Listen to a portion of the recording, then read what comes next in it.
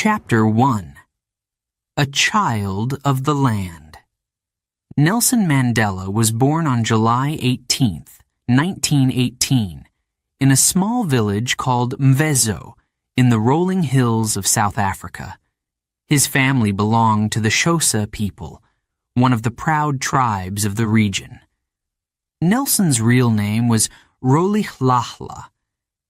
In his language, it meant pulling the branch of a tree, but people often said it meant troublemaker. Little did they know how much he would grow to shake the world. Rolihlahla's home was simple. His family lived in a small, round hut with a grass roof. There were no roads, no electricity, and no running water. His mother, Nosekeni, worked hard to fetch water from the river and cook meals over an open fire. The family ate food grown in their fields: corn, beans, and sweet potatoes. Life was hard, but it was peaceful. As a boy, Rolihlahla loved to play. He ran barefoot through the fields, climbed trees, and swam in the river. He listened to the wind rustling through the tall grass and watched the stars light up the night sky. The land felt alive to him, full of stories and secrets. But his favorite times were when the elders would gather.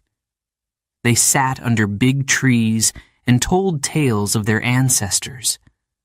Rolihlahla listened with wide eyes. He learned about the great leaders of the past, warriors who had fought to protect their people.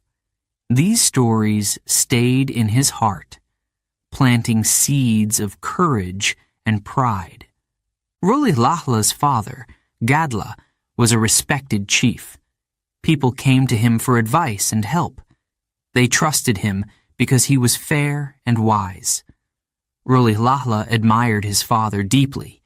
He wanted to be just like him, strong, brave, and kind. But life changed suddenly for the young boy. When Rolihlahla was only 9, his father became very ill. Gadla could no longer speak or walk properly. One quiet evening, he passed away. Rolihlahla sat beside his father's body, holding back tears. He was too young to understand fully, but he felt a great loss. After Gadla's death, life in Mvezo became difficult for the family. Rolihlahla's mother decided to move to another village called Kunu, where they could live with relatives. Kunu was different, but it became a happy place for Rolihlahla. He found joy in helping with chores and exploring the countryside. It was in Kunu that Rolihlahla started to dream of a different kind of life. His mother sent him to a small school nearby, the first in his family to ever attend. On his first day, his teacher asked for his name. When he said Rolihlahla, she smiled and said, "From now on, your name will be Nelson." Nelson. It was a strange name, one he didn't understand, but it became part of him, marking the beginning of a new chapter in his life. At school, Nelson learned to read and write. He was curious about everything. He asked questions, loved stories, and wanted to know how the world worked. Education opened his mind to new ideas, but it also raised questions. Why were black children sent to schools with so few books? Why did white people seem to have so much more? At home, Nelson continued to learn from his family and community. His mother taught him the value of kindness and humility. She showed him how to respect others, even when times were hard. The elders in Kunu taught him about the customs of their people. He learned how to greet others properly, how to honor his ancestors, and how to hold his head high with pride. One day, Nelson was sent to live with a powerful chief named Jongintaba Dalindyebo. Jongintaba was the acting regent of the Thembu people, and he took Nelson into his home as a ward. Nelson felt nervous when he arrived. The chief's home was much grander than anything he had ever known, but he was grateful for the opportunity. Living with Jongintaba changed Nelson's life. The chief treated him like a son and gave him a chance to study at better schools. Nelson learned about leadership by watching Jongintaba make decisions. He saw how the chief listened to his people and tried to solve their problems. Even though Nelson was young, he began to notice the unfairness in the world around him. Black people like him were treated as second-class citizens. They had to carry passes to prove where they were allowed to go. They could not vote or own land. It made Nelson angry, but he also felt powerless. At night, when the house was quiet, Nelson would lie awake thinking. He thought about the stories of brave leaders he had heard as a boy. He thought about his father's strength and his mother's kindness. He wondered if one person could make a difference in such an unfair world. One day, Nelson saw something that stayed with him forever. He was walking through the village when he saw a group of white men beating a black man. The man was on the ground, begging them to stop, but they kept hitting him. Nelson wanted to help, but he was too scared. He stood frozen, his fists clenched. Later, he told himself, "One day, I will fight against this. One day, I will make it stop." Back at school, Nelson began to work harder than ever. He knew education was his way forward. He studied English, history, and politics. He learned about leaders from around the world, people who had fought for justice and equality. These stories inspired him. When Nelson wasn't studying, he loved to play sports. He joined his school's track and boxing teams. Sports taught him discipline and teamwork. They also gave him a chance to prove himself, to show that he was strong and capable. Through it all, Nelson remained deeply connected to his heritage. He never forgot the lessons of his childhood, the value of hard work, the strength of his ancestors, and the power of standing together as a community. As Nelson grew older, his dreams grew too. He no longer wanted to just help his family or his village. He wanted to help his people, everyone who was suffering under the unfair system of apartheid. But Nelson was still young. He didn't know how he would make a difference. He didn't know what challenges lay ahead. All he knew was that he couldn't give up. The boy who had once run through the fields of Kunu was now a young man with a burning desire for change. The seeds of courage planted in his heart as a child were beginning to grow. His journey was only beginning. This was the story of a child who loved his land, his people, and justice. A child who would one day grow into one of the greatest leaders the world had ever known. Chapter 2. A Name to Remember. Rolilala was 7 years old when his mother took him to his first day of school. He was nervous, but also excited. It was a cool morning in Kunu, and the sound of birds filled the air. His mother held his hand tightly as they walked along the dusty path. He wore his best clothes, a simple shirt and shorts. His mother had washed them the night before and ironed them with care. When they arrived at the small one-room school, Rolilala stared at the building. It was not like anything he had seen before. The walls were made of mud bricks, and the roof was thatched with straw. Inside, wooden benches and a blackboard waited for the children. "Be a good boy," his mother whispered. She kissed him on the forehead and left him at the door. Rolilala wanted to follow her, but he stayed. He was determined to be brave. The teacher, Miss Mandela, was a kind woman with a strong voice.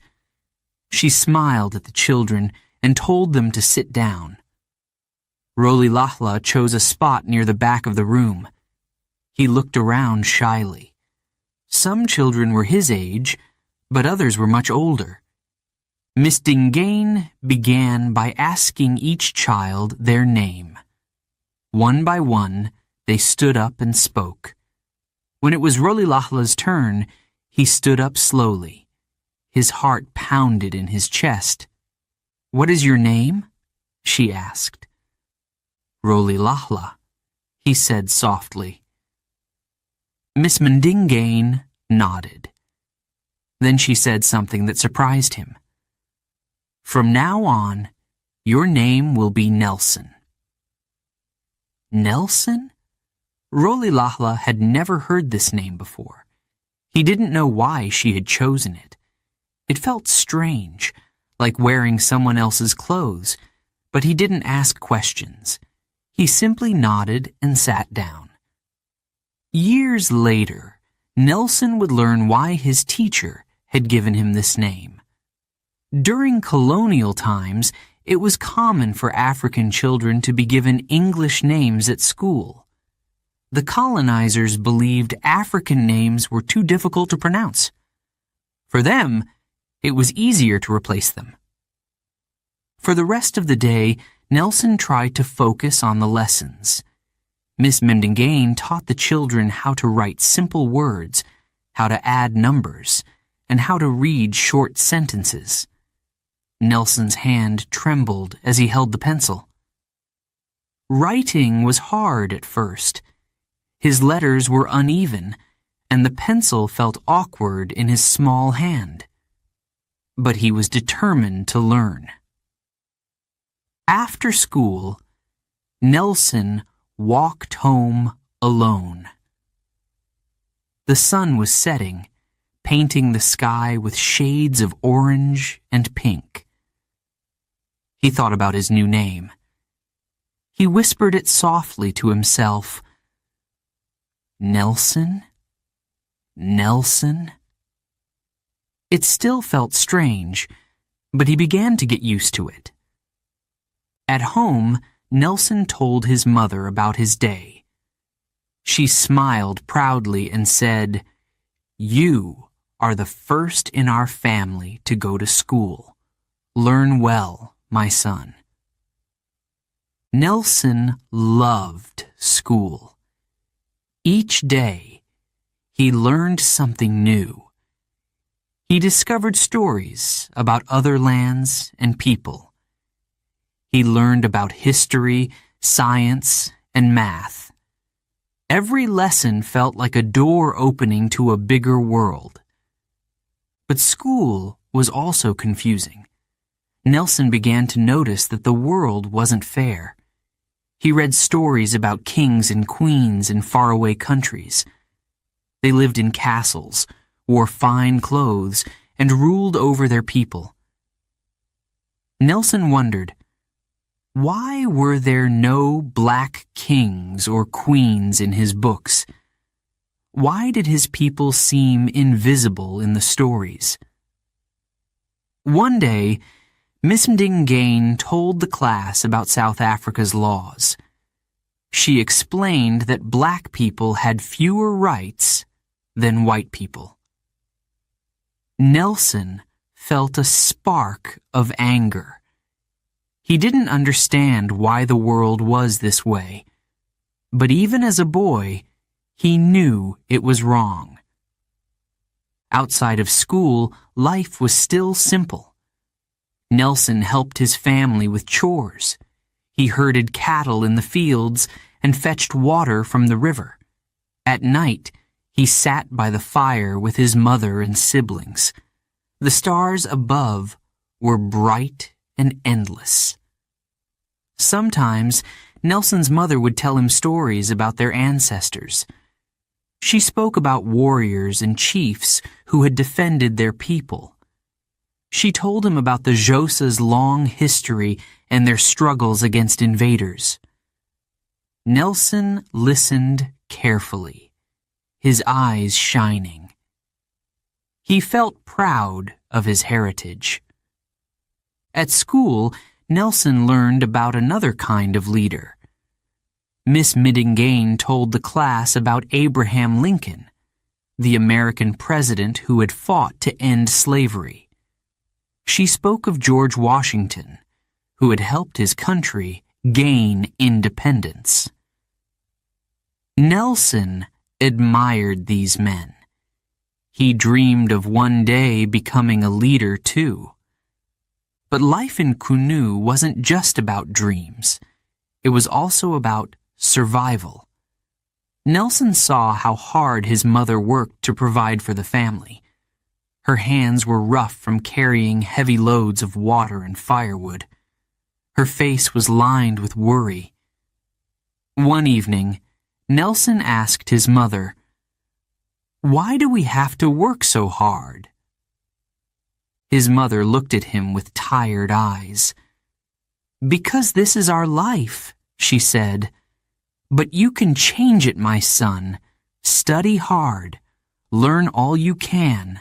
One day you might do something great." Her words stayed with Nelson. He didn't know what he would do, but he felt a growing sense of purpose. As the years passed, Nelson's love for learning grew. He read every book he could find. He asked questions in class and worked hard to understand the answers. He loved history most of all. It made him feel connected to the past and gave him hope for the future. But Nelson also felt the weight of his new name.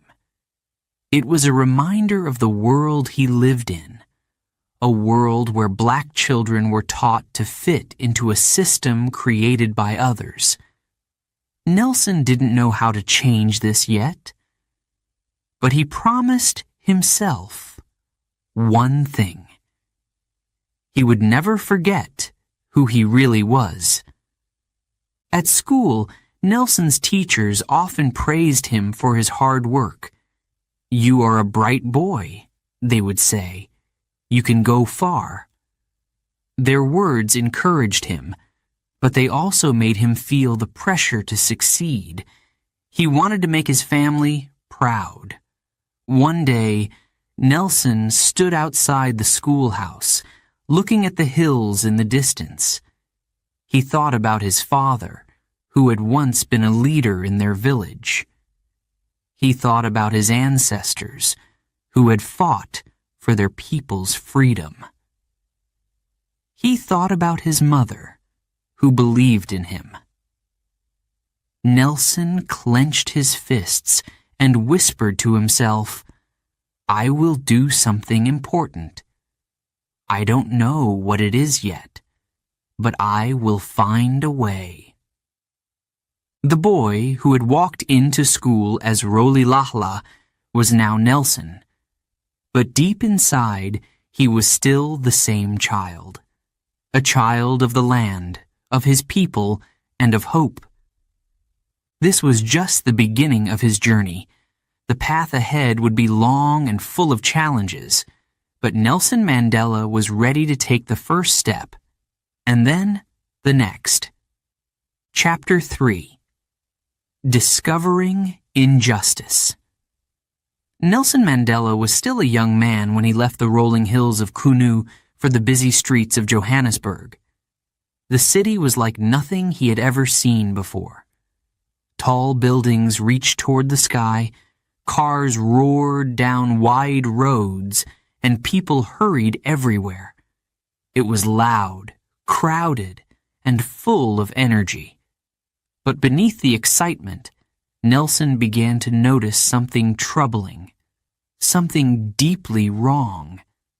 As he walked through the city, he saw how differently people lived.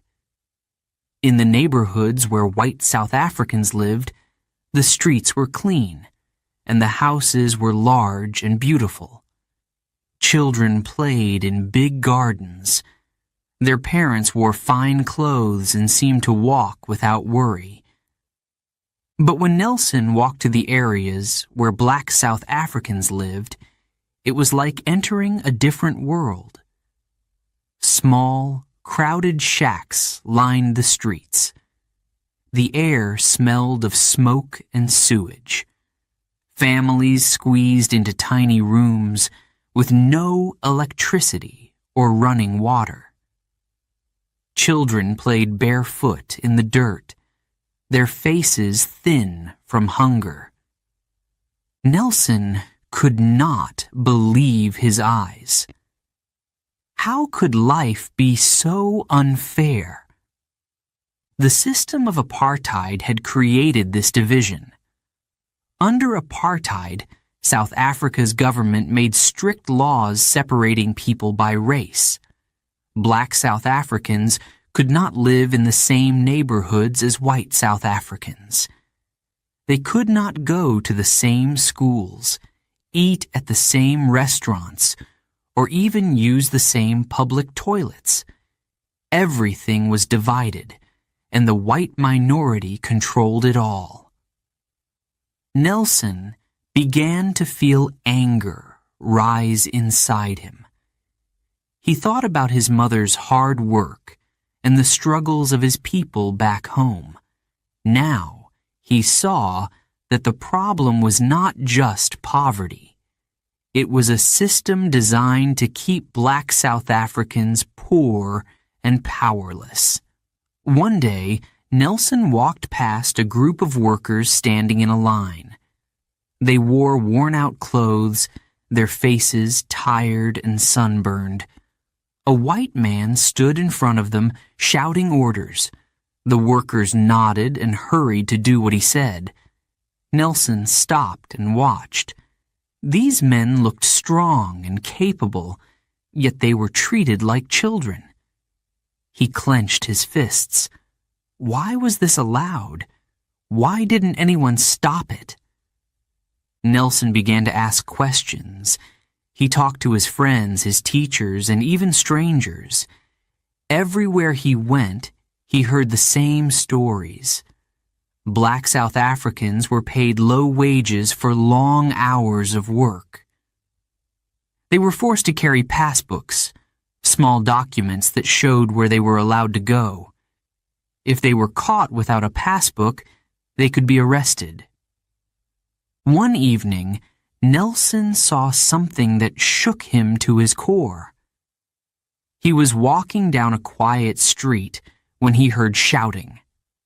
Ahead, a group of policemen was beating a black man. The man was on the ground, crying for help. Nelson wanted to rush forward, to stop them, but fear held him back. He stood frozen, watching the scene. When it was over, the policeman walked away, laughing. The man lay motionless on the ground. Nelson's heart pounded. He had never felt so helpless or so angry. That night, he could not sleep. The image of the beaten man stayed in his mind. This must change, Nelson thought. But how? Nelson's search for answers led him to new places and people.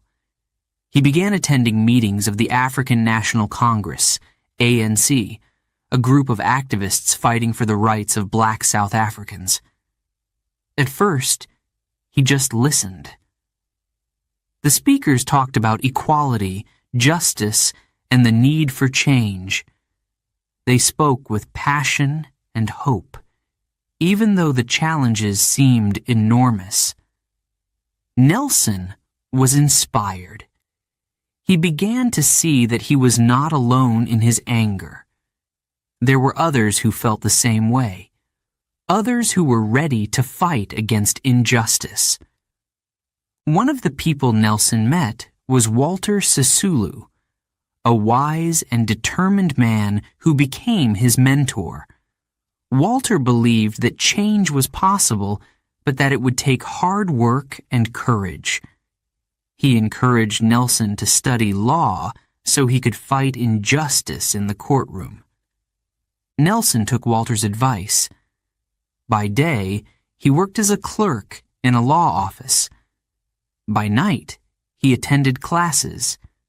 It wasn't easy. The textbooks were difficult, and the exams were demanding. But Nelson was determined. He knew that education was a powerful weapon. As Nelson learned more about apartheid, his anger grew. He read about laws that stripped black South Africans of their land, their freedom, and their dignity. He heard stories of families torn apart, of children who could not go to school because their parents were too poor. But Nelson also began to see hope. He saw people standing up, speaking out, and refusing to give in to fear. He saw ordinary men and women becoming leaders, their voices growing louder with each protest. One day, Nelson attended a peaceful march in the city center. Hundreds of people gathered, holding signs that read, "Equal rights for all," and "End apartheid now." Nelson felt a surge of pride as he joined the crowd. Together, their voices echoed through the streets. But the police arrived quickly. They shouted at the protesters to leave. When the crowd refused, the police used force. They hit people with batons and fired tear gas into the air. Nelson ran as chaos erupted around him. When he reached safety, he looked back at the scene. Smoke filled the air, and people were screaming. But Nelson also saw something else. He saw courage. The protesters did not give up, even as they were pushed and beaten. That night, Nelson made a decision. He would join the fight for justice. He did not know exactly how, but he knew he could not stand by and do nothing. The injustice he had seen was too great to ignore. In the months that followed, Nelson became more involved with the ANC. He helped organize meetings, wrote pamphlets, and spoke to small groups of people. He told them what he had seen in the city and why it was time to act. Nelson's passion inspired others. His voice was strong, and his words carried hope. He believed that South Africa could be a better place, a place where all people, no matter their skin color, could live with dignity and freedom. But the road ahead was dangerous. Nelson knew that fighting against apartheid would not be easy. The government was powerful, and its laws were harsh. People who stood up for justice were often arrested, or worse. Still, Nelson felt ready. The boy from Kunu, who had once listened to stories of brave leaders, was now becoming one himself. As Nelson Mandela stood in the bustling streets of Johannesburg, he looked out at the divided city. He saw pain and poverty, but he also saw the possibility of change. He knew it would be a long journey, but he was willing to take the first step. The fight for freedom had begun. Chapter 4. The Young Lawyer. Nelson Mandela was determined to fight injustice. He believed that education was the key to freedom. While working as a clerk in Johannesburg, he spent his nights studying law. It was not easy. The books were thick, the words were complicated, and the exams were tough. But Nelson was determined to succeed. Finally, after years of hard work, Nelson Mandela became a lawyer. It was a proud moment. He had achieved something rare. In South Africa at that time, there were very few black lawyers. Most black people could not afford to study, and the system made it difficult for them to succeed. But Nelson had done it. Nelson quickly realized that being a lawyer came with great responsibility. Many black South Africans faced unfair treatment. They lost their homes, their jobs, and sometimes their freedom. The apartheid government had created laws to keep black people powerless. These laws were harsh and cruel. Nelson knew he had to use his skills to help. He teamed up with a brilliant friend named Oliver Tambo. Oliver was also passionate about justice. Together, they started South Africa's first black law firm, Mandela and Tambo Attorneys. Their office was in Johannesburg, in the heart of the city. From the moment the firm opened its doors, people came in waves. Men and women, old and young, stood in line to see them. Most of these people were poor. They couldn't afford to pay high fees, but they needed help. One day, an elderly woman walked into the office. Her face was tired, and her hands shook as she held a piece of paper. It was an eviction notice. The government had decided to take her home away, forcing her and her family to leave. "I have nowhere to go," she said softly, tears in her eyes. Nelson sat with her, listening carefully. Then he smiled gently and said, "We will fight this together." He worked tirelessly on her case and others like it. Nelson and Oliver took on cases that no one else wanted. They defended people who were arrested without reason, workers who were unfairly fired, and families who were forced out of their homes. The work was not easy. The courts were controlled by white judges, and the laws were written to favor the apartheid government. Nelson often felt frustrated. Even when he presented strong evidence, the judges rarely ruled in his favor. But he never gave up.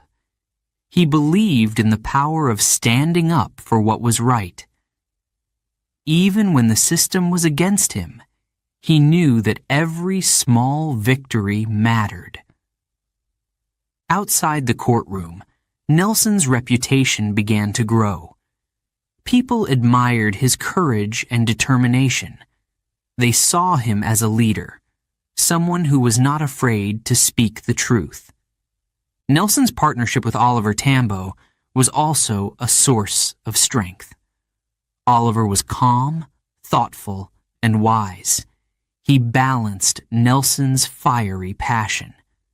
Together, they made a powerful team, but their work was not without risks. The government kept a close watch on Nelson and Oliver. They did not like that two black lawyers were challenging their system. Nelson often noticed men in plain clothes standing near their office, watching them. One evening, as Nelson was walking home, he was stopped by a policeman. "Where are you going?" the officer barked. "To my home," Nelson replied calmly. The policeman stared at him, then said, "Don't think you can change things, Mandela. You'll regret it." Nelson didn't respond. He knew better than to argue, but inside his resolve grew stronger.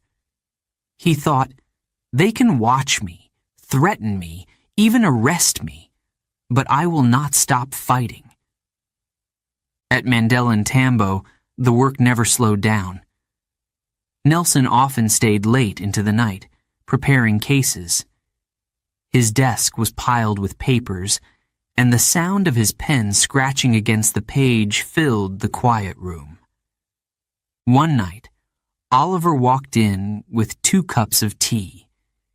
He placed one on Nelson's desk and said, "You're working too hard, my friend." Nelson looked up and smiled. "We have to, Oliver. The people need us." Oliver nodded. He understood. They both knew that their work was about more than winning cases. It was about giving people hope. Nelson's fight for justice extended beyond the courtroom. He became more involved with the African National Congress, ANC. The ANC was a group that fought against apartheid. They organized protests, strikes, and marches. Nelson believed in their cause. At ANC meetings, Nelson spoke passionately. He told the audience about the injustices he saw every day, the families torn apart, the workers mistreated, the children denied an education. His words moved people.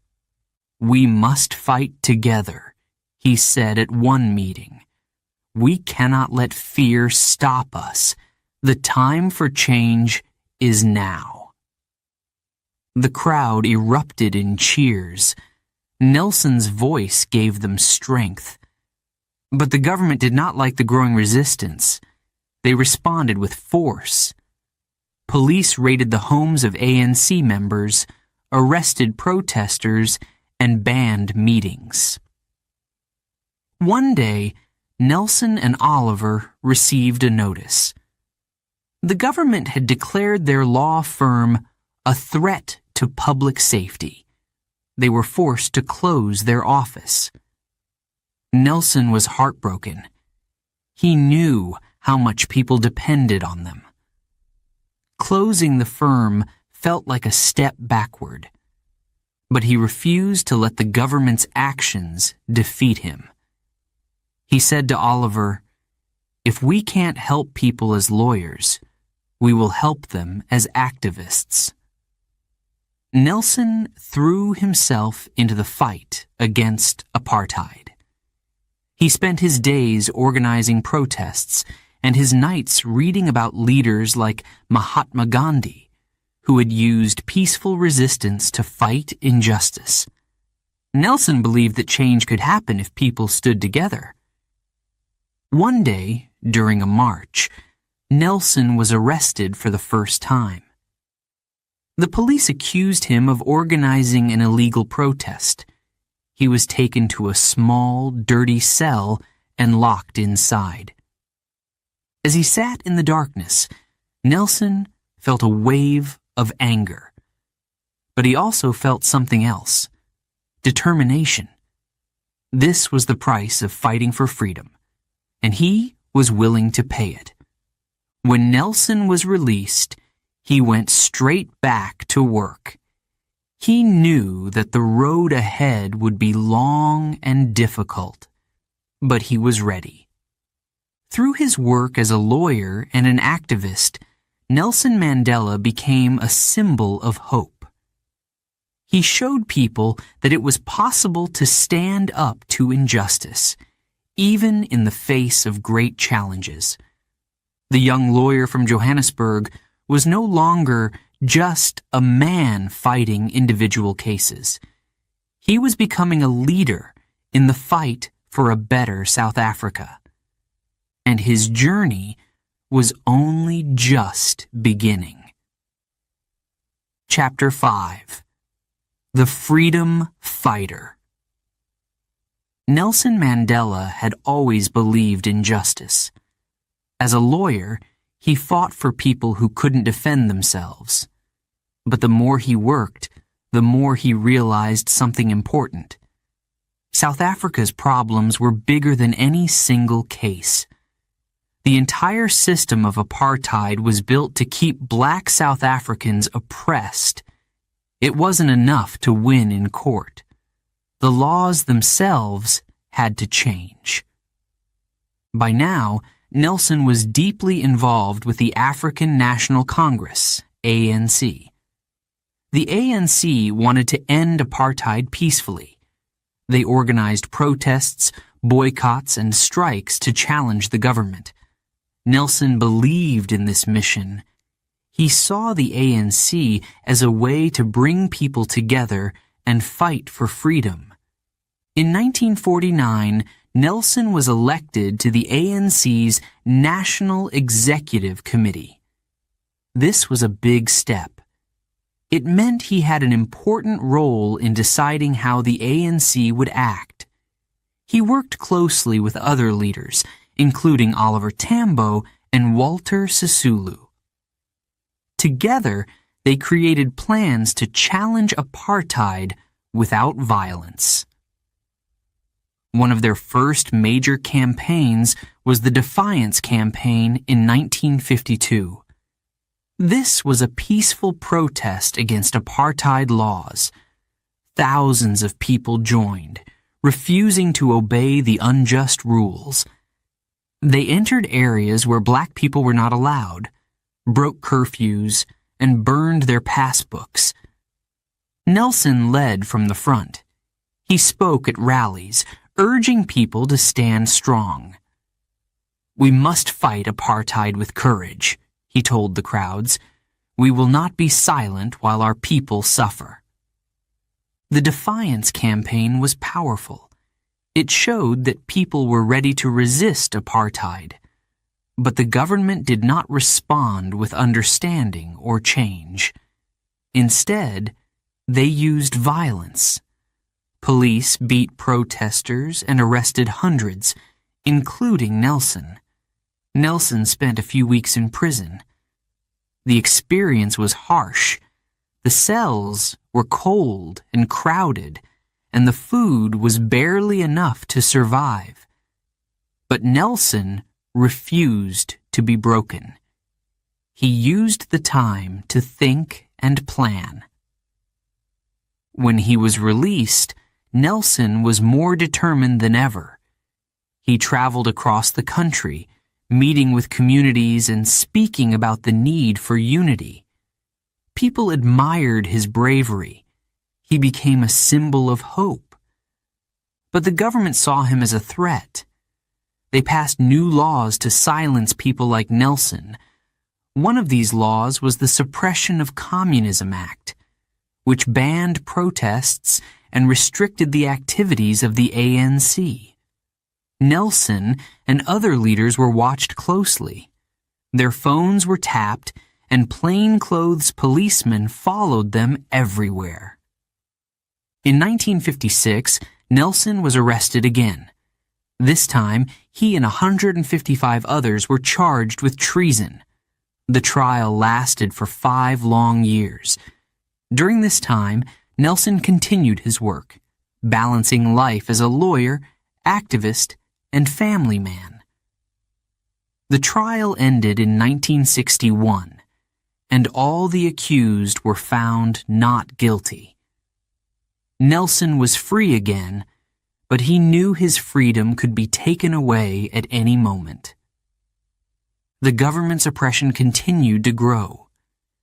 Peaceful protests were met with guns and batons. Entire communities were forced out of their homes. The ANC tried to negotiate with the government, but they refused to listen. Nelson began to lose faith in peaceful methods. He still believed in justice, but he could see that the government would not change on its own. It was time for a new approach. In 1961, Nelson helped to form Umkhonto we Sizwe, which means Spear of the Nation.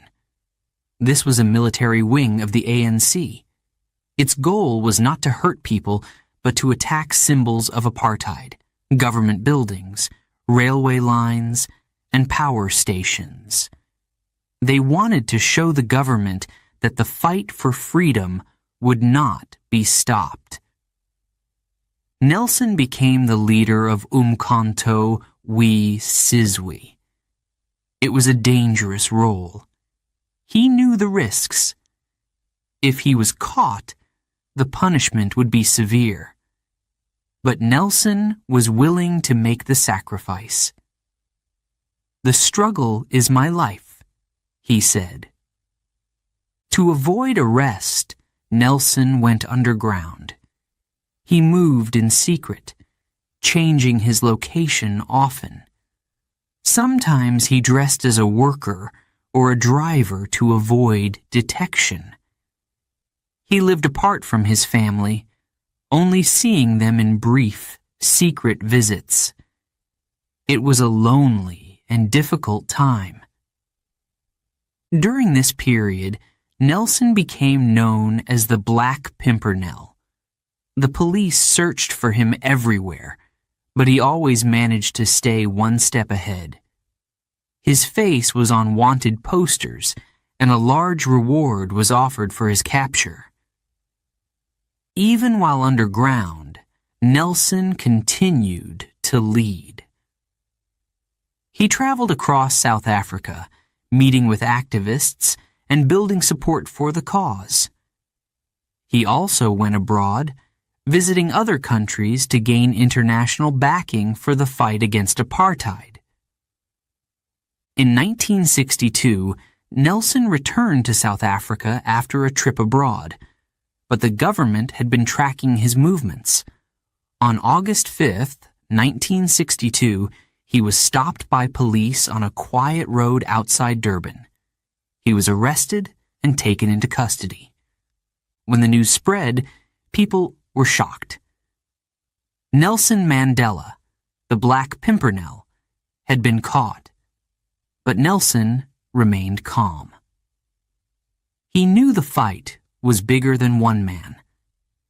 At his trial, Nelson did not deny his actions.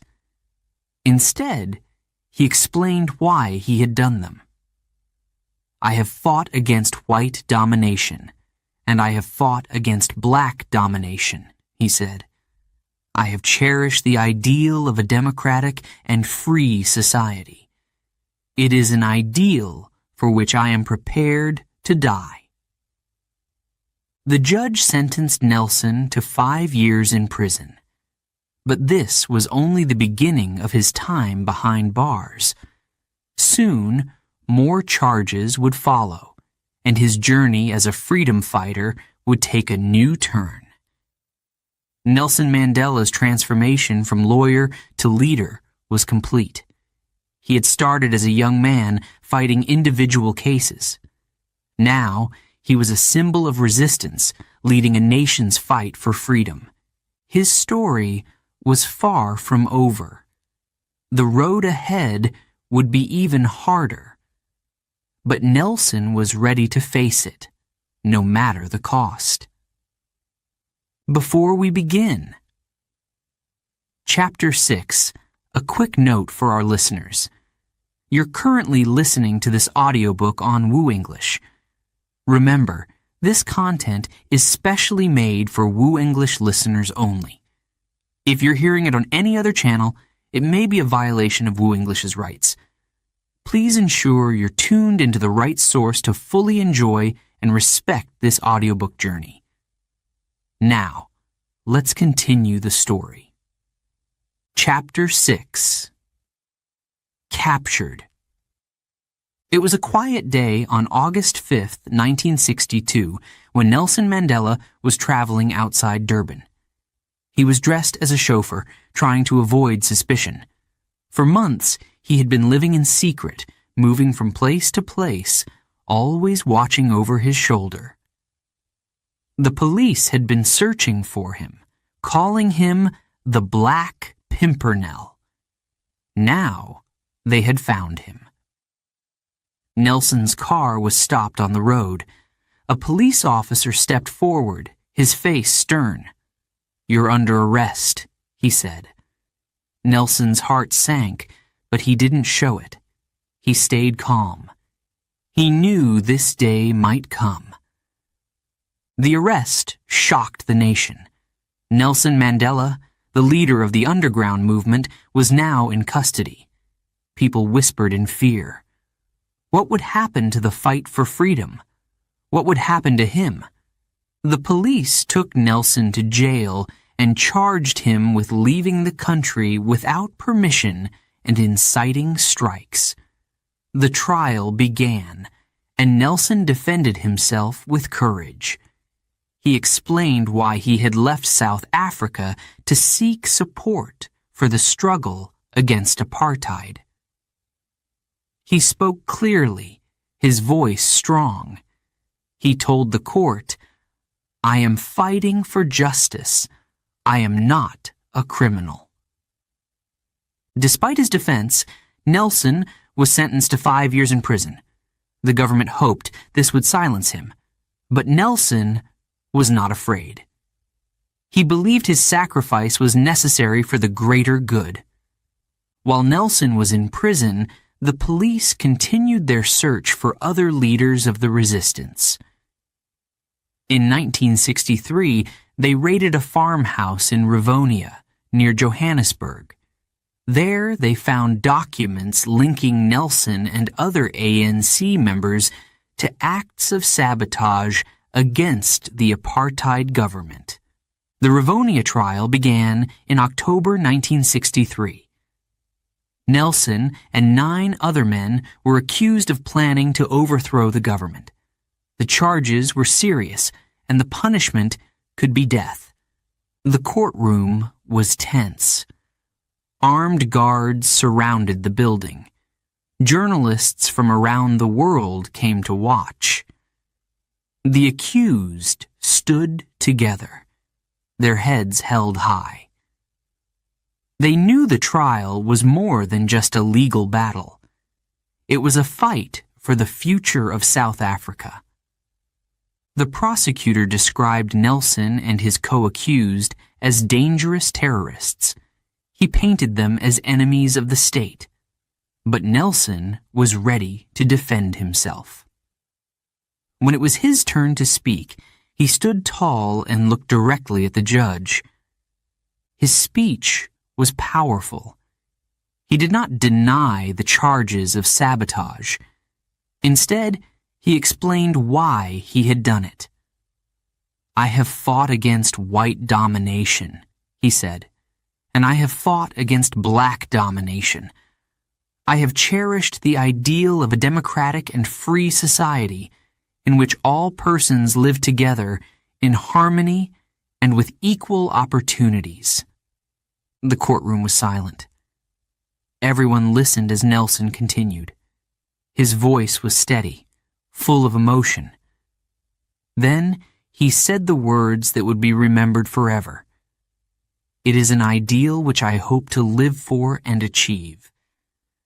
But if needs be, it is an ideal for which I am prepared to die."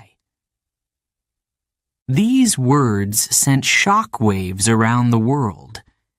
People admired Nelson's bravery. They saw a man willing to risk everything for his beliefs. The trial lasted for 8 long months. During this time, Nelson spent his days in a small, cold cell. At night, he thought about his family, his friends, and the future of his country. He missed his children deeply. He knew they were growing up without him. On June 12, 1964, the judge delivered the verdict. Nelson Mandela and 7 others were found guilty of sabotage. They were sentenced to life in prison. When Nelson heard the sentence, he remained calm. He had prepared himself for this moment. But inside, his heart ached. He thought of his family, the movement, and the people who depended on him. He worried about what would happen to the fight for freedom. Nelson and the other prisoners were taken to Robben Island, a bleak and isolated prison off the coast of Cape Town. The journey there was somber. The men knew they might spend the rest of their lives behind bars. On the island, life was harsh. The prisoners were forced to do hard labor, breaking rocks under the hot sun. They slept on thin mats in tiny cells. The food was poor, and the guards were cruel. Despite the conditions, Nelson refused to give up. He encouraged the other prisoners to stay strong. He reminded them that their sacrifice was for a greater cause. Back in South Africa, the Rivonia trial and Nelson's imprisonment had a profound impact. The government hoped it would crush the resistance, but instead, it inspired people to fight harder. Around the world, protests erupted. People demanded Nelson's release. They saw him as a symbol of hope and justice. His name became known in every corner of the globe. From his cell, Nelson wrote letters to his family and comrades. He couldn't say much because the guards read everything he wrote, but his words carried strength and hope. In one letter, he wrote, "We must keep fighting, even when it feels impossible. Our struggle is just, and one day we will win." The years passed slowly. Nelson missed seeing his children grow up.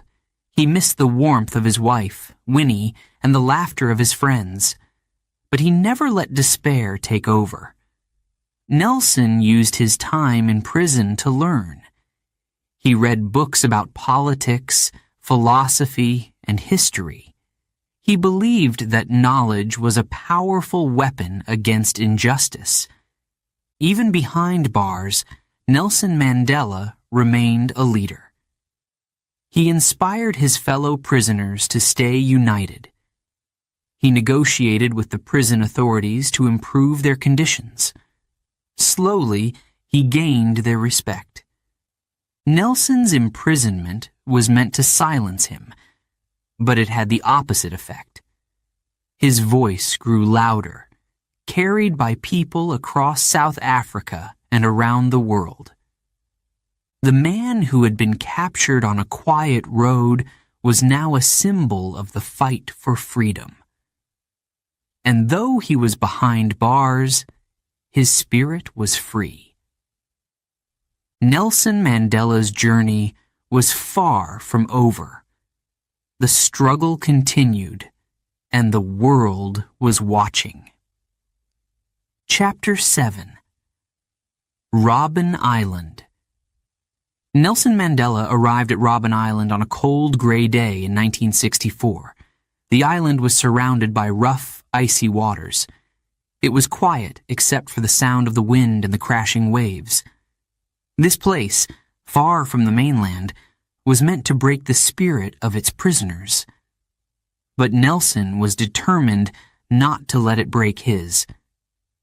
As the guards led Nelson off the boat, they shouted orders.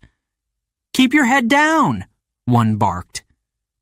Nelson looked straight ahead. He would not let them see fear in his eyes.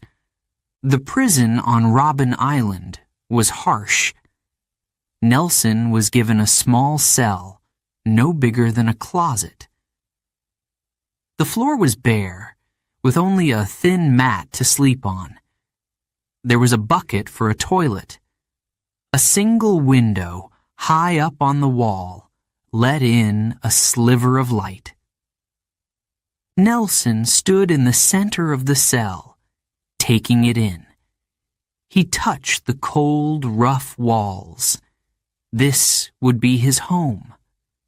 For how long, he did not know. The days on Robben Island were hard and cruel. Prisoners were forced to work in a limestone quarry under the blazing sun. They swung heavy pickaxes, breaking rocks into smaller pieces. The dust from the limestone filled the air, burning their eyes and throats. The guards watched over them, shouting insults and commands. They gave the prisoners little food, watery porridge for breakfast and a few scraps of bread or vegetables for dinner. Nelson often felt hungry, his stomach aching, but he never complained. At night, Nelson sat alone in his cell. He thought about his family, his wife, Winnie, and his children, who were growing up without him. He wondered if they were safe. He missed the sound of their laughter and the warmth of their hugs. But even in this loneliness, Nelson found strength. He refused to give up hope. They can take away my freedom, he thought, but they cannot take away my mind. Nelson used his time on Robben Island to learn and teach. He read every book he could find, from politics to poetry. He encouraged other prisoners to do the same. Together, they formed what they called the Robben Island University. Prisoners shared knowledge and ideas, keeping their minds sharp and their spirits alive. Nelson also found ways to stay connected to the fight for freedom. He wrote letters to his comrades outside the prison. The guards read everything he wrote, so he had to be careful. But even in his short, simple words, Nelson's message was clear. The struggle must continue. One day, Nelson received a letter from Winnie. Her words were filled with love and courage, but she also shared the struggles she faced. She was being harassed by the police. She had been arrested and interrogated. The children were suffering too. Nelson's heart ached as he read her words. He wanted to be there to protect his family, but he was powerless to help. Still, Nelson knew he had to stay strong for his family, for his comrades, and for all the people of South Africa. The years on Robben Island passed slowly. The seasons changed, but the routine stayed the same. Hard labor, small meals, and long nights in a cold cell. Yet Nelson's spirit remained unbroken. He found small ways to resist. When the guards ordered the prisoners to sing songs of loyalty to the government, Nelson and the others sang freedom songs instead. When they were told to lower their heads, Nelson stood tall.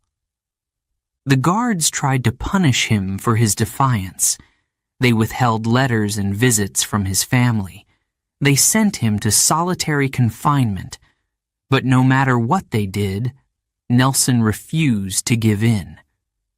Over time, the guards began to notice something about Nelson. He treated them with respect, even when they were cruel. He spoke to them calmly, using reason instead of anger. Some guards began to change. They saw that Nelson was not just a prisoner. He was a leader. Nelson also became a source of inspiration for his fellow prisoners. When someone felt weak or hopeless, Nelson encouraged them. "We are not alone in this fight," he would say. "Our people are with us. The world is with us. And one day, we will be free." The limestone quarry, once a place of pain, became a place of unity. The prisoners worked together, singing as they swung their pickaxes. The rhythm of their voices echoed across the quarry, a reminder that they were still strong. But the years took their toll. The bright white dust from the limestone damaged Nelson's eyes. Even decades later, he would never fully recover his vision. His back ached from the heavy labor, and the cold nights made his bones ache. Yet, Nelson refused to focus on his own suffering. He thought about the millions of black South Africans living under apartheid. He thought about their struggles and their hopes. His pain was nothing compared to theirs, he told himself. In 1978, Nelson marked 14 years on Robben Island. 14 years of hard labor, isolation, and separation from his loved ones. Yet, he remained hopeful. The world outside was changing. The fight against apartheid was growing stronger. News from the outside reached the prisoners in small bits. They learned about protests, strikes, and boycotts. They heard about international movements calling for their release. The world was watching. By the 1980s, Nelson Mandela's name had become a symbol of freedom. People across the globe held marches and rallies demanding his release. "Free Nelson Mandela!" became a rallying cry for justice. In 1982, after 18 years on Robben Island, Nelson was transferred to Pollsmoor Prison on the mainland. The conditions there were slightly better, but his fight was far from over. Robben Island had tested Nelson Mandela in every way possible. It had tried to break him, to silence him, to erase his spirit. But instead, it made him stronger. Nelson had entered Robben Island as a prisoner. He left it as a leader, ready to continue the fight for freedom. And the world was waiting for him. Chapter 8. The Long Walk Continues. Nelson Mandela sat in his prison cell, a small bare room with a narrow bed and a tiny desk. The years passed slowly. Outside the walls of Pollsmoor Prison, the world was changing. But inside, time felt frozen. Yet, Nelson's spirit remained unbroken. His body was locked away, but his voice and his message reached far beyond the prison gates. By the 1980s, Nelson Mandela had become more than just a man. He was a symbol of freedom. His name was spoken with respect in South Africa and across the world. People admired his courage and his willingness to sacrifice for justice. The fight against apartheid did not stop when Nelson was imprisoned. In fact, it grew stronger. Inside South Africa, resistance movements became more organized. Protests, strikes, and boycotts shook the nation. Workers refused to go to their jobs. Students marched in the streets. The people demanded change. Nelson's role in this fight remained powerful. From his cell, he sent messages to his comrades. He gave advice and shared his vision for a free South Africa. These messages, smuggled out by visitors or hidden in letters, inspired those on the outside. One of Nelson's most trusted allies was his wife, Winnie Mandela. Winnie continued the struggle while Nelson was in prison. She gave speeches, led protests, and faced harassment from the government. She was arrested many times, but refused to be silenced. The government tried to weaken the resistance with violence. Police fired on protesters, killing and injuring many. Communities were torn apart, but instead of breaking the people's spirit, this brutality made them more determined. Outside of South Africa, the world began to notice. Countries around the globe spoke out against apartheid. Activists and organizations demanded Nelson Mandela's release. They held rallies and marches, calling for justice. In London, a massive concert was held in Nelson's honor at Wembley Stadium in 1988. Musicians from around the world came together to sing for freedom. The concert was broadcast to millions of people. As the crowd cheered, they shouted a single message: "Free Nelson Mandela." This cry echoed across continents. Governments, companies, and ordinary people began to take action. Many countries imposed sanctions on South Africa. This meant they stopped trading with the country or investing money there. Businesses pulled out of South Africa, and its economy began to suffer. These actions put pressure on the apartheid government. The leaders of South Africa saw that the world was turning against them. They realized they could not continue to rule with fear and violence forever. Back in prison, Nelson received letters from people around the world. Children wrote to him, telling him they admired his bravery. Activists sent messages of solidarity. These letters reminded Nelson that he was not alone. The world was watching, and people cared about his fight.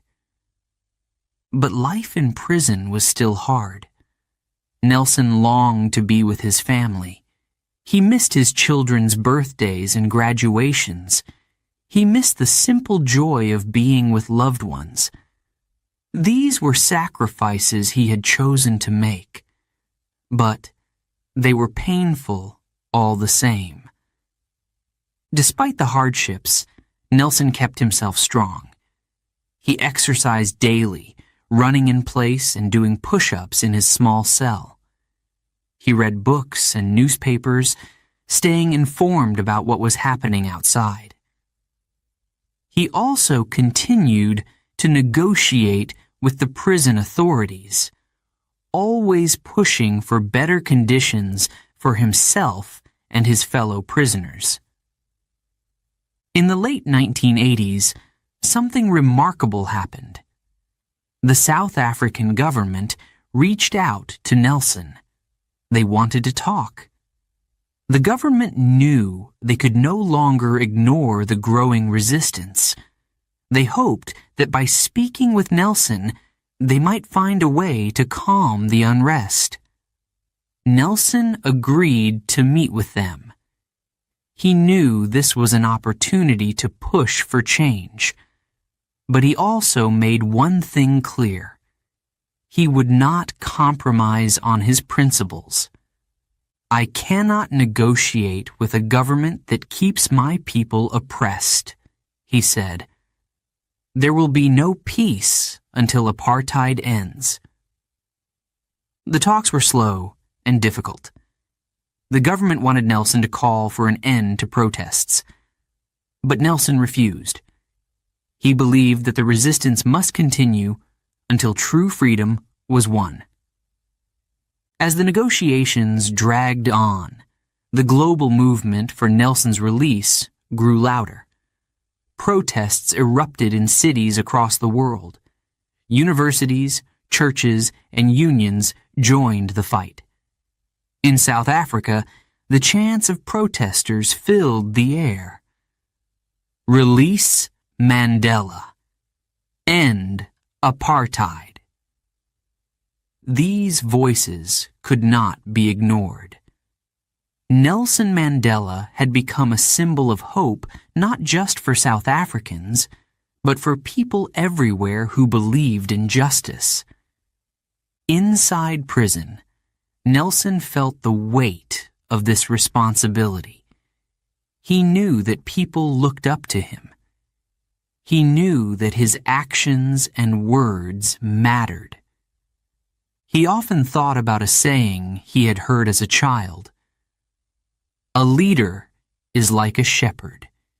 He stays behind the flock, letting the most nimble go out ahead, whereupon the others follow, not realizing that all along they are being directed from behind. Nelson believed that leadership was not about power or control. It was about service. It was about guiding others toward a common goal. By 1990, the pressure on the South African government had become unbearable. The country was in chaos, and its leaders knew they had to change. President F.W. de Klerk made a historic announcement. Nelson Mandela would be released. The world held its breath.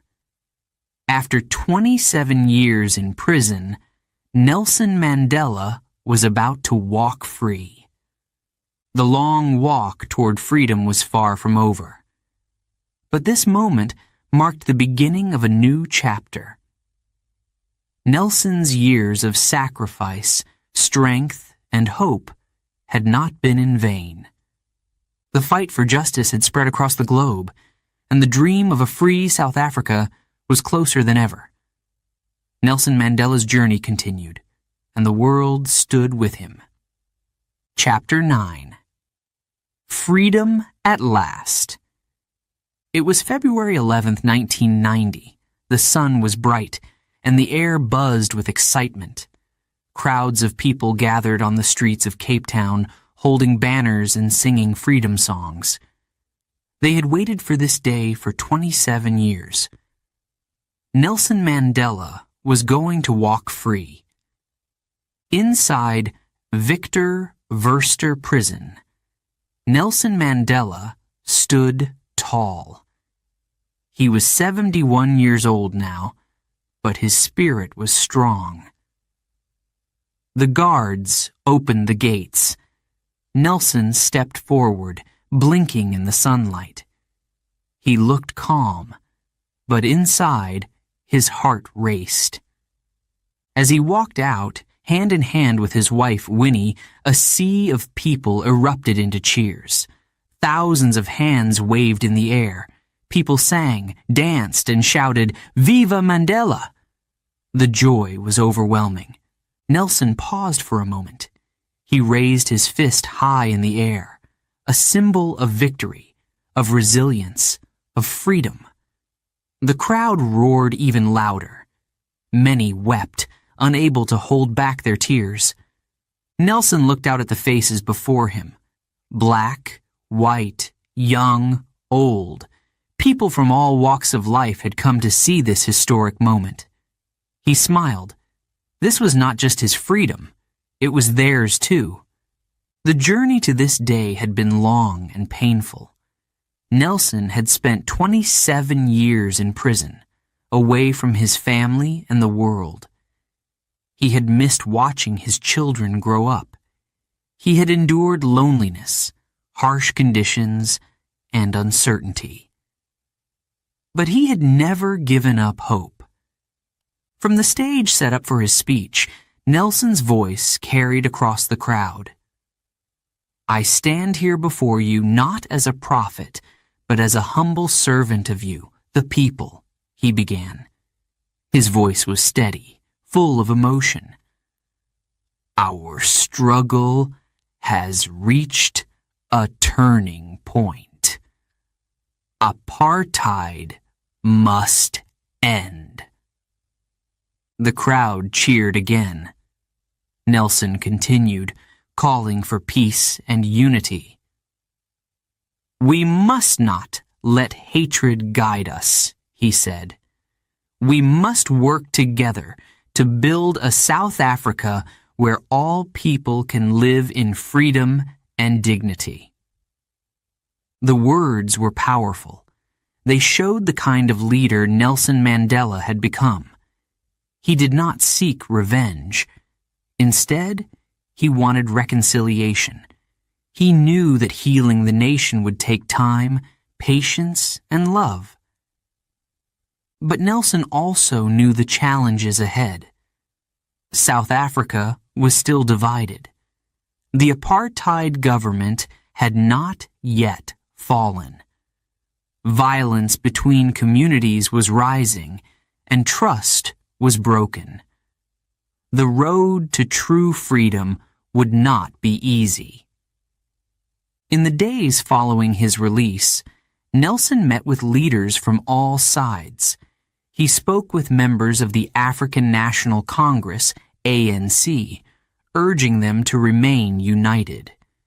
He met with government officials, pushing them to begin dismantling apartheid. There were moments of tension. Not everyone agreed with Nelson's call for peace. Some wanted to fight back against the years of oppression with violence, but Nelson remained firm. Peace is the only path forward, he said. The media followed Nelson everywhere. Journalists from around the world wanted to hear his story. They asked him about his years in prison, his hopes for South Africa, and his plans for the future.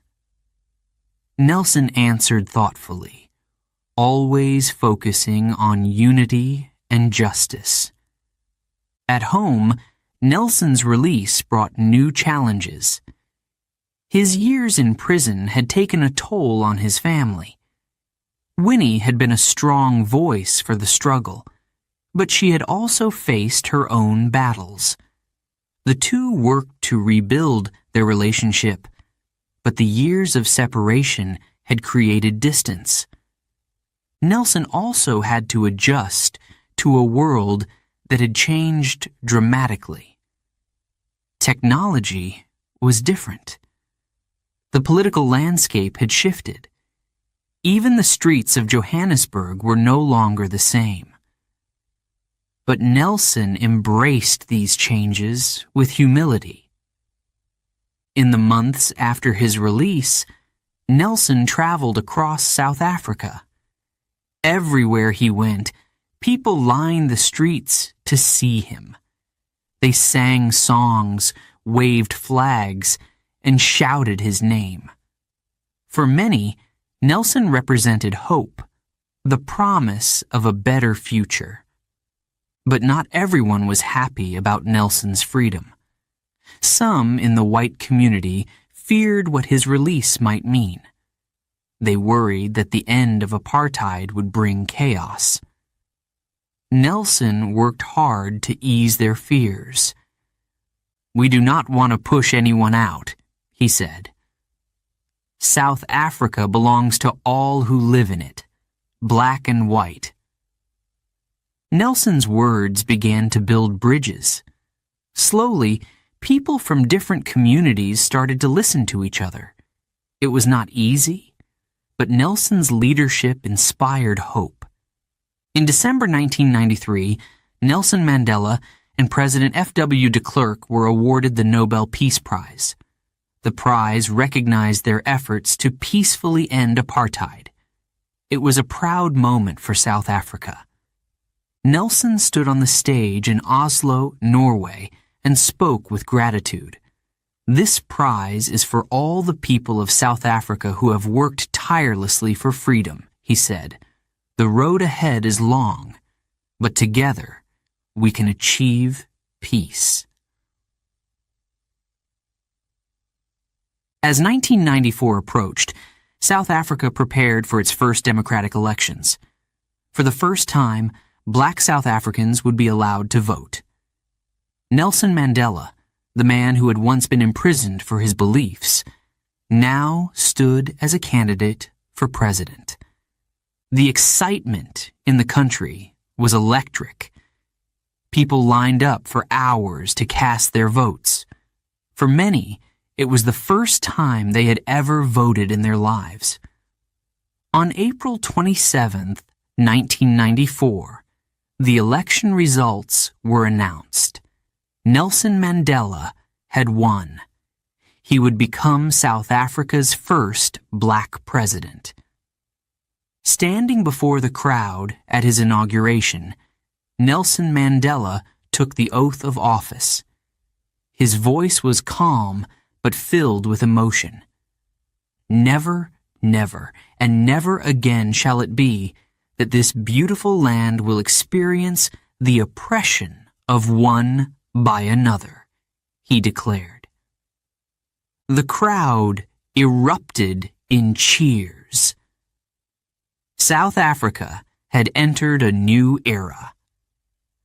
Nelson Mandela's release from prison was more than just a moment in history. It was the beginning of a journey toward healing and unity. The man who had walked out of Victor Verster prison on that sunny day in 1990 had become a symbol of resilience, forgiveness, and hope. The challenges ahead were great, but Nelson believed in the power of the people. Together, they could build the South Africa they had dreamed of, a nation where freedom truly belonged to everyone. Chapter 10. A Nation Votes. The year was 1994, and South Africa was about to change forever. For the first time in its history, people of all races would be allowed to vote. It was a moment millions had dreamed of, and Nelson Mandela stood at the heart of it. For decades, apartheid had silenced the voices of black South Africans. They had been denied the basic right to choose their leaders. But now, after years of struggle and sacrifice, that right was finally theirs. The air buzzed with excitement, hope, and the promise of a new beginning. On April 27, 1994, people lined up at voting stations across the country. Some had walked for miles to be there. Others had camped overnight, eager to cast their vote. The lines were long, so long that they stretched out of sight. But no one complained. They stood patiently under the hot sun or in the cool morning mist, determined to make history. For many, it was the first time they had ever voted. Elderly men and women who had lived their whole lives under apartheid stood beside young people, hopeful for a better future. Some cried as they dropped their ballots into the box. Others laughed and hugged one another. It was a moment of pure joy. Nelson Mandela cast his vote in a small school in his home province of KwaZulu-Natal. He wore a calm expression, but his heart was full. As he placed his ballot into the box, he smiled and said, "Today, we are taking the first step toward a South Africa that belongs to all." The election lasted for several days. When it ended, the counting began. Across the country, people held their breath, waiting for the results. The question was no longer if Nelson Mandela would win. The question was, by how much? When the final numbers were announced, it was clear Nelson Mandela had won by a landslide.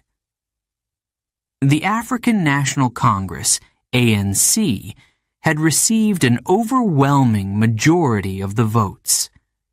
Nelson Mandela would become South Africa's first black president. The news sent waves of celebration through the streets. People danced, sang, and waved flags.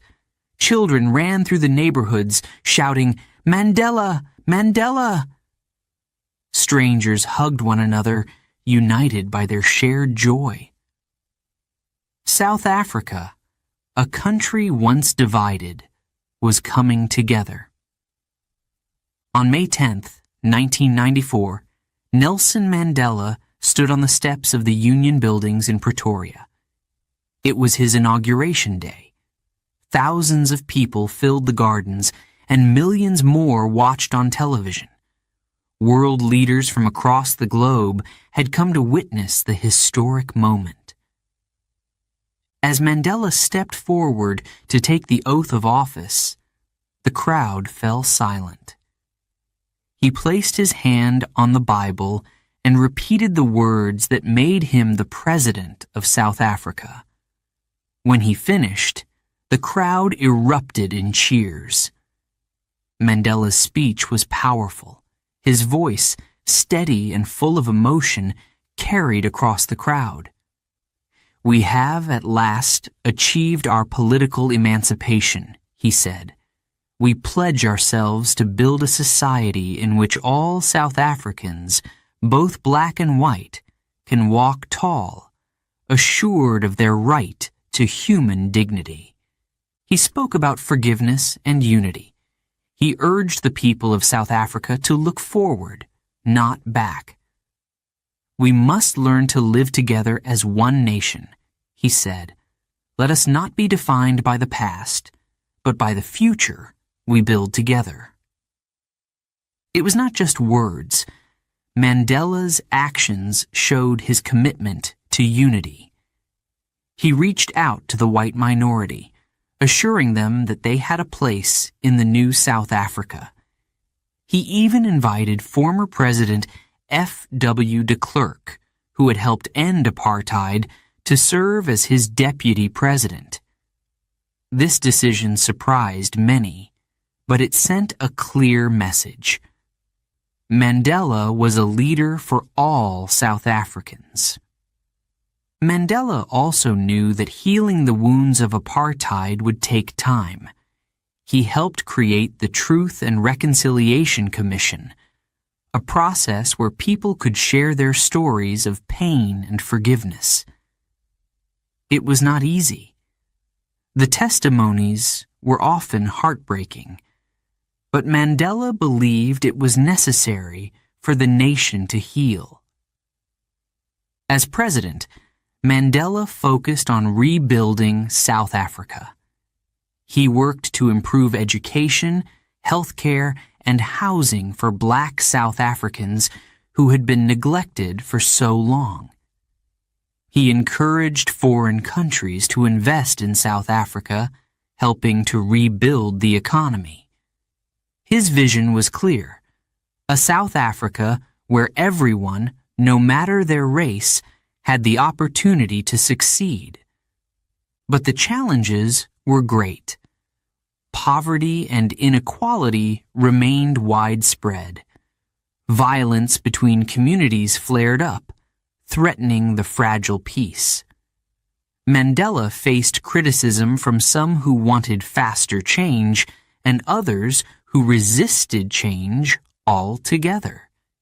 Yet, he stayed true to his vision of a united nation. One of Mandela's most iconic moments as president came in 1995 during the Rugby World Cup. Rugby had long been seen as a sport for white South Africans, a symbol of the old apartheid regime. But Mandela saw an opportunity to bring the country together. When South Africa's team, the Springboks, made it to the final, Mandela surprised everyone. He walked onto the field wearing the green and gold jersey of the Springboks. The crowd, mostly white, was stunned. Then, slowly, they began to cheer. By the end of the match, they were chanting his name. South Africa won the game, but the real victory was the unity Mandela inspired. In that moment, he showed that symbols of division could become symbols of hope. He showed the world the power of forgiveness. Mandela's presidency lasted only one term. He chose to step down in 1999, believing that leadership should be shared, but his influence continued to shape South Africa and the world. The election of 1994 was more than just a political event. It was the birth of a new nation. A nation built on the principles of equality, justice, and freedom. For Nelson Mandela, it was the fulfillment of a lifelong dream. But he knew the work was not finished. The long walk to freedom has not ended, he often said. It is only beginning. Mandela's leadership during this time proved that even the deepest divisions can be healed with courage, wisdom, and love. The story of South Africa's first democratic election will forever be remembered as a triumph of the human spirit. Chapter 11. Leading with Love. Nelson Mandela became South Africa's first black president in 1994. It was a moment of triumph, but it was also a moment of great challenge. The country was deeply divided. The scars of apartheid were everywhere, in the homes, in the schools, and in the hearts of the people.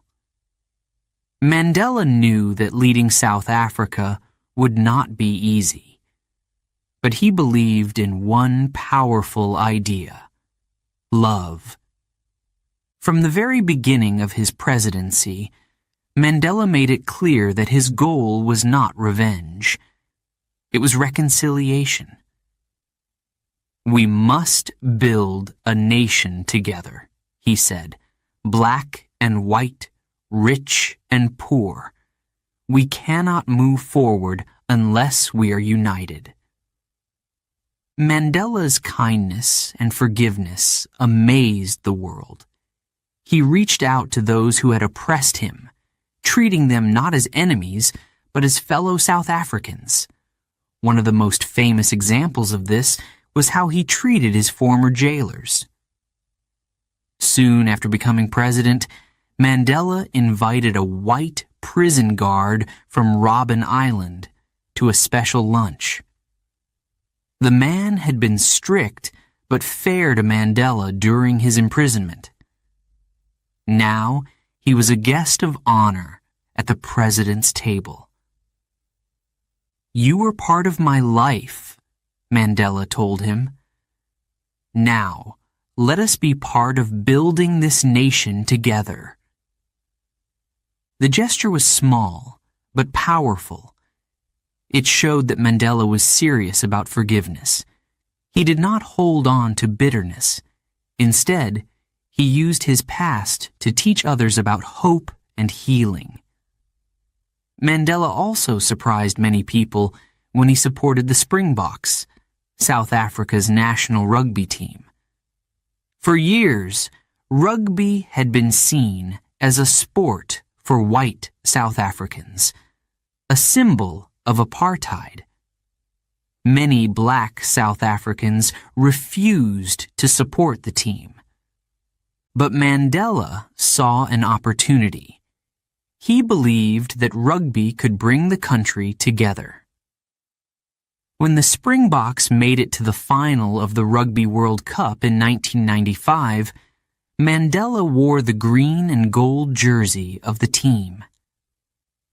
He walked onto the field and shook hands with the captain, François Pienaar, a white man. The crowd, mostly white, was stunned at first, But then they began to cheer. For a moment, it didn't matter if people were black or white. They were South Africans, united in their support for the team. The Springboks won the match, and Mandela's smile lit up the stadium. It was a moment of unity, a symbol of what South Africa could become. But Mandela's leadership was not just about grand gestures. He worked tirelessly to heal the everyday divisions in the country. He helped set up the Truth and Reconciliation Commission, a process where people could share their stories of pain and forgiveness. The commission allowed victims of apartheid to tell the truth about what had happened to them. It also gave perpetrators of violence a chance to confess their crimes. It was not an easy process. The stories were heartbreaking. Mandela himself listened to many of these stories. He met with families who had lost loved ones and people who had suffered terrible abuses. He offered them his compassion, his understanding, and his promise to build a better future. The pain of the past will always be with us, Mandela said, but we must not let it destroy our future. Forgiveness is not weakness, it is strength. Mandela's leadership inspired people across South Africa to think differently about each other. His kindness encouraged others to be kind. His forgiveness encouraged others to forgive. But not everyone agreed with Mandela's approach. Some black South Africans felt that he was too forgiving. They wanted quicker changes to the economy, education, and land ownership. They felt that the legacy of apartheid was still holding them back. Mandela understood their frustration. Change takes time, he told them. We are planting the seeds of a better future, but it is up to all of us to make them grow. Mandela also faced resistance from some white South Africans who were afraid of losing their privileges. They worried that the end of apartheid would mean chaos. Mandela worked hard to ease their fears. He visited white communities, spoke to their leaders, and reminded them that they too were part of South Africa's future. Freedom is not a gift to one group, Mandela said. It is a gift to all of us. When South Africa succeeds, we all succeed. In addition to promoting reconciliation, Mandela worked to address the practical problems facing South Africa. Many black South Africans lived in poverty. Schools were overcrowded, and hospitals lacked resources. Mandela's government introduced programs to improve education, health care, and housing. Progress was slow, but Mandela remained optimistic. He often visited schools, sitting with children, and encouraging them to dream big. He believed that education was the most powerful tool for change. Mandela's days as president were long and demanding, but he always made time to connect with ordinary people. He greeted workers with a smile, listened to their concerns, and treated everyone with respect. One story shows his humility. One day, Mandela stopped his motorcade to greet a woman selling fruit by the roadside. The security guards were nervous, but Mandela stepped out of the car and spoke with her. They laughed together as if they had known each other for years. For Mandela, leadership was not about power. It was about service. Mandela's presidency lasted only one term. He chose to step down in 1999, saying, "I have done my part. It is time for new leaders to carry on the work." This decision surprised many people. Leaders in other countries often stayed in power as long as they could. But Mandela believed that true leadership was about knowing when to step aside. As Mandela left the presidency, South Africa was still facing many challenges. The wounds of apartheid had not fully healed, and inequality remained a problem. But Mandela had laid the foundation for a better future. His leadership showed the world the power of kindness, forgiveness, and love. He proved that even the deepest divisions can be overcome with courage and hope. Nelson Mandela's time as president was a gift to South Africa. It was a reminder that no matter how painful the past, the future can always be brighter. And it all began with love. Chapter 12. A Legacy for the World. Nelson Mandela stepped down as South Africa's president in 1999. It was the end of his time as a political leader, but not the end of his work. Mandela believed he still had much to give. He dedicated the rest of his life to building a better world. After leaving office, Mandela became a global ambassador for peace and justice. People everywhere admired him. Leaders, activists, and ordinary citizens saw him as a symbol of courage, forgiveness, and hope. His story inspired millions to believe that change was possible, even in the face of great obstacles. One of Mandela's first goals after his presidency was to focus on helping the vulnerable. In 1999, he started the Nelson Mandela Foundation.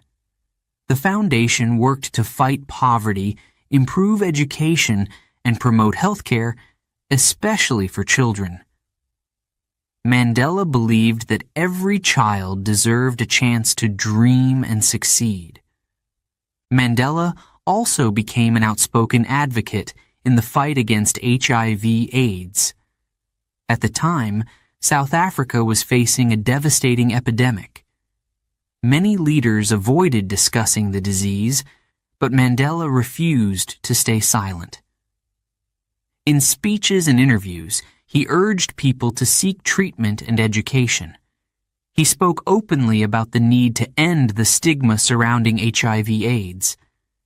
His leadership brought hope to many and saved countless lives. Around the world, Mandela's influence continued to grow. He traveled to different countries, meeting with presidents, prime ministers, and even kings and queens. Everywhere he went, people greeted him with respect and admiration. But Mandela remained humble. He often said, "I am just an ordinary man who was given an extraordinary task." In 2002, Mandela traveled to Oslo, Norway, to help award the Nobel Peace Prize. He had received the prize himself in 1993, but now he stood as a symbol of unity, presenting it to others who worked for peace. He reminded the audience that the fight for justice was a shared responsibility. One of Mandela's most famous global efforts was his work with the Elders. This group of respected leaders and activists, formed in 2007, worked together to solve world problems. They focused on issues like conflict resolution, climate change, and human rights. Mandela's wisdom guided the group, and his presence gave it strength. Mandela also spoke out against inequality on a global scale. He believed that rich countries had a duty to help poorer nations. He called for fair trade, better access to education, and stronger efforts to end poverty. His words encouraged people and governments to act with compassion and responsibility. Despite his international fame, Mandela never forgot the people of South Africa. He continued to visit schools, hospitals, and community centers. He listened to their struggles and celebrated their successes.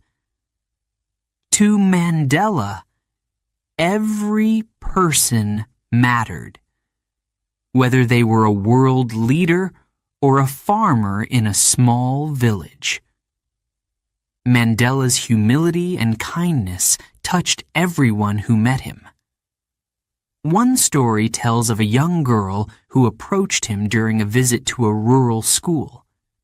She was nervous, but asked him for a hug. Mandela smiled warmly and embraced her, saying, "You are the future of this country." It was a simple gesture, but it showed his deep care for others. Mandela's later years were not without challenges. In 2003, he lost his son Magatho to AIDS. The loss was heartbreaking, but Mandela used his grief to fuel his advocacy. He spoke more openly about the importance of addressing the HIV/AIDS crisis, saying, "We must act boldly. The time for silence is over." As Mandela grew older, his health began to decline. He retired from public life in 2004, saying, "I want to spend time with my family, while I still have the energy to enjoy it." But even in retirement, his influence continued. The world still looked to him as a source of wisdom and hope. Mandela celebrated his 90th birthday in 2008. Leaders from across the globe sent messages of love and respect. In South Africa, thousands of people sang and danced in his honor. Mandela used the occasion to remind everyone of the work that still needed to be done. "We have achieved much," he said, "but there is still much to do." On December 5th, 2013, Nelson Mandela passed away at the age of 95. The world mourned his loss. Flags were lowered to half-mast, and tributes poured in from every corner of the globe. Leaders and citizens alike shared stories of how Mandela had touched their lives. In South Africa, people gathered in the streets to sing songs of freedom. Some cried, while others prayed. They carried candles and pictures of Mandela, their beloved Madiba. Even in death, Mandela brought people together. Nelson Mandela's legacy continues to inspire. His life taught the world important lessons about courage, forgiveness, and the power of hope. He showed that even the most divided societies could find a path to unity. He proved that one person's actions could change the world. Mandela's words remain a guide for generations to come. He once said, "It always seems impossible until it is done." These words remind us that no matter how difficult the journey, we must keep going. Today, statues of Mandela stand in cities around the world. His image appears on South African currency. His birthday, July 18th, is celebrated as Mandela Day, a global day of service. People are encouraged to spend 67 minutes, one for each year Mandela devoted to public service, helping others. Nelson. Mandela's story is not just the story of a man. It is the story of a movement, a nation, and a world striving for justice. His legacy lives on in the hearts of millions who continue his fight for equality and peace. The long walk to freedom was Mandela's journey, but it is also ours. As we walk forward, his life reminds us to lead with love, stand firm in our beliefs, and never lose hope for a better tomorrow.